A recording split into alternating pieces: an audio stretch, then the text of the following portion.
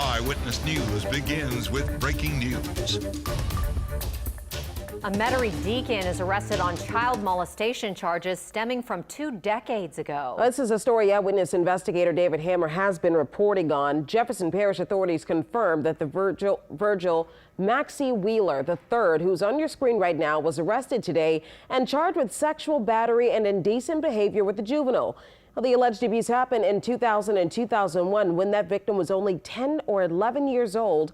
Wheeler was ordained in 2018 at St. Francis Xavier Church in Old Metairie. He was suspended from ministry back in August when the Archdiocese learned of these allegations. Abuse survivor Kevin Bourgeois questions whether reports of alleged clergy abuse of the last couple of years helped to play a role in this victim coming forward.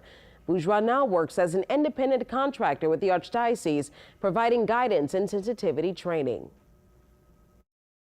The fact that he is a deacon in the Catholic Church maybe gave this guy the courage to step forward and get help and to trust law enforcement that they would do the job and prosecute this guy.